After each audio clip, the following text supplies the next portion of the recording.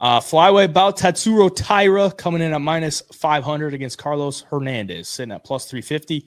Over under 1.5 rounds, minus 200 for the over, plus 165 for the under.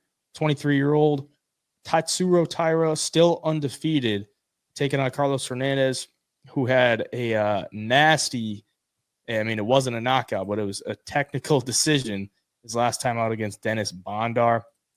Really should have been a knockout. Threw him on his head, landed some nasty elbows, and got him out of there.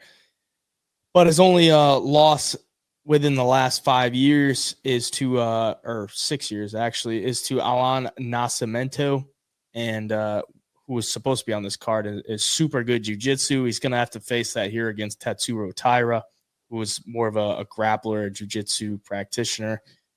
We saw his last time against Edgar Chairez, though. I mean, there's still some holes on the feet that he's got to, tune up before he fights the higher level of the flyweight division.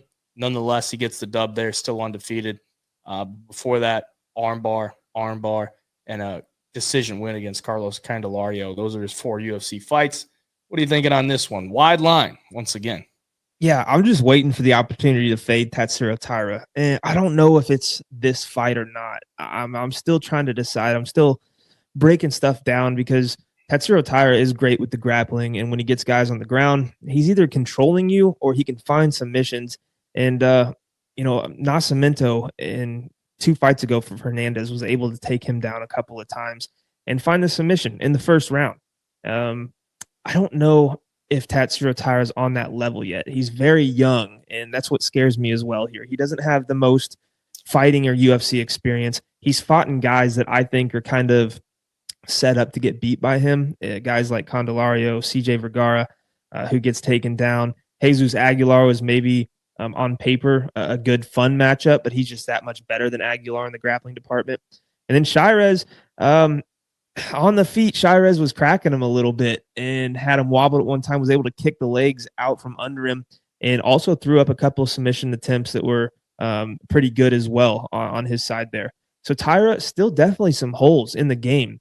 He's still undefeated in the UFC. Nobody's really been that close besides the guillotine attempt from Jesus Aguilar that was locked in for like over 2 minutes, it looks like.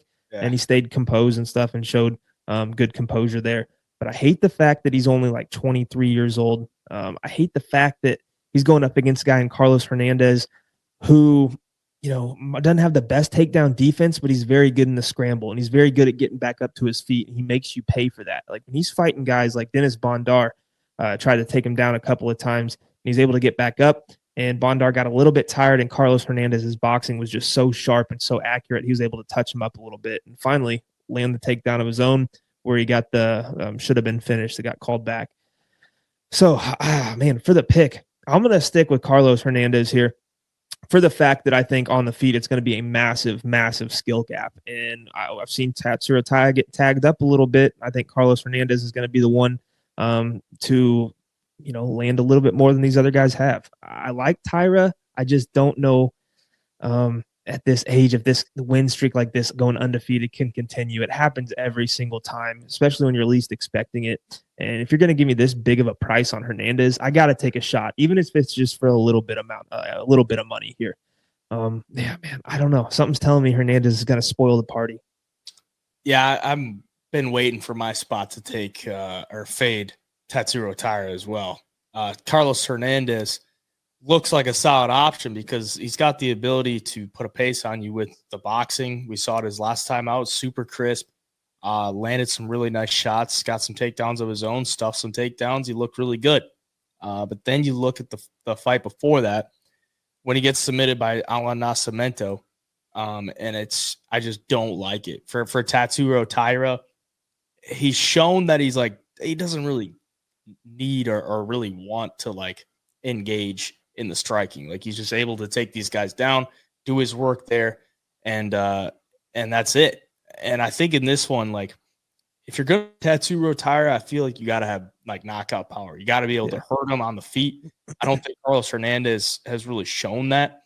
So I think Taira, to go 3 rounds and outpoint this guy on the feet, I just don't really see it happening. I think Tatsuro Taira will eventually get him to the ground.